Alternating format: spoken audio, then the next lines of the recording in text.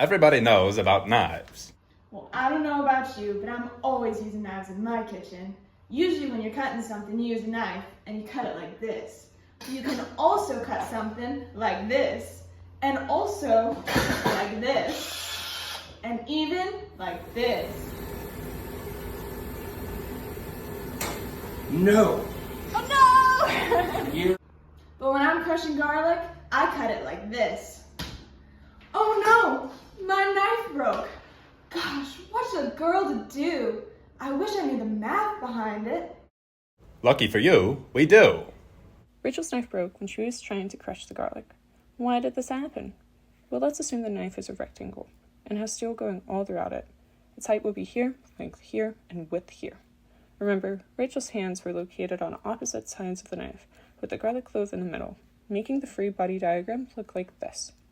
And after making our shear and moment diagrams, we can know what the moment looks like at any point on the diagram. And would you look at that? This is the amount of force it took the knife to break. We don't want this to ever happen. So I think we need to solve for the max force it takes for the knife to never break. Enter the Goodman equation. There's some pretty intense math behind this, but let's not worry about that right now. Instead, let's talk about the key components and how that applies here. Let's start with the stresses. The amplitude and mean stress are calculated using this equation. And this equation uses maximum and minimum stress. You can calculate that by using the moment of inertia, the base, height, and moment values.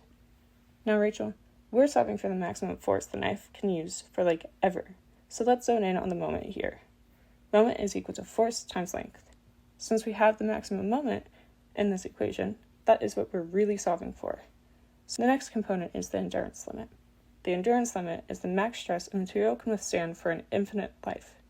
So much can affect this, like the surface roughness, size, type of stress, temperature, and the reliability.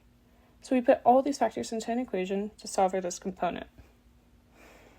Alright, now we're on the last component, and that is the ultimate tensile strength. That is completely and solely reliant on the material. So we can use our handy-dandy Shigley textbook to acquire this value. Alright, we got all the components. Let's put it all together. To calculate the max moment, I remembered these values, and I calculated these values from the method we talked about before. I ended up getting a max moment of 15.63 pound-inches and a max force of 2.683 pounds. I hope that helps. So remember, the next time you need to crush a clove of garlic, make sure to use all of those mathematical tools at your disposal. And when you do, be sure to calculate the maximum force that can be applied.